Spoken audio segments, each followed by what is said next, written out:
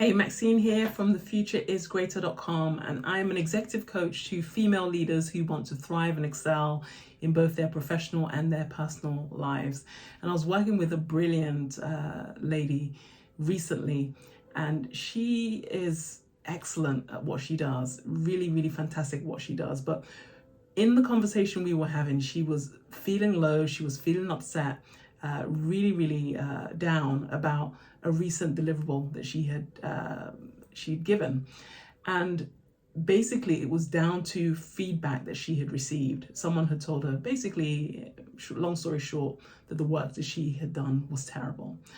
So I began to ask questions and found out that actually this piece of feedback that was given to her was one of several pieces of feedback. So she'd received feedback, 360 feedback from, I think, about 12 other people who had said that she was brilliant, that this was unlike anything they'd seen before, that she was excellent, mind-blowingly positive feedback. However, she zeroed in on this one piece of feedback that said it was terrible.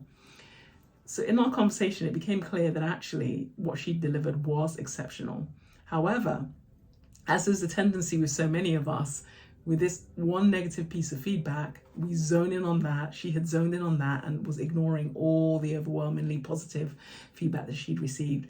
So I thought it was worth just discussing it here and just throwing it out there in case you've fallen for this trap yourself, in that, you can receive incredible feedback and then just hone in on the one thing that needs improving.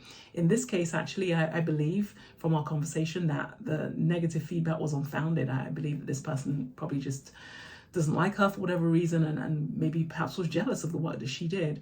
So I say all of that to say, when you're receiving feedback, don't automatically receive everything that you hear. Consider the source. Is this person really for you, helping you excel at what you're trying to do, excel with your business, with your work? Or are there someone who, is potentially jealous or who doesn't even know how to achieve what it is? Because there's no point taking feedback from someone who has no idea what it takes to achieve what you're trying to do. So some people who have no clue giving you feedback, it's irrelevant. So really assess the source of the feedback. Is it a credible source? Does it make sense to accept that feedback in the first place? And if yes, it makes sense to accept it, then okay, great. Take on constructive criticism and constructive feedback, but also be aware of all the positives. Don't just zero in on what needs improvement, because typically that one little thing may not need that much work. I have found that most people actually excel when they focus on their strengths. So being aware of your weaknesses, doing what needs to happen in terms of maybe hiring to cover your weakness, or getting some training or whatever, but typically focusing on the strengths, what you're already doing really exceptionally well, is where you are going to excel, where you're going to win, where you're going to really thrive, both professionally and personally. So be aware of the feedback. Not all of it is equal. Where is it coming from? Is the source to be trusted, to be listened to? And if so, again, take it within context. Don't just zero in on what's negative. Appreciate what's positive about you and continue to hone those strengths, because that's how you become unstoppable and that's how you create a greater future. So hopefully this helps. Let me know your thoughts in the comments.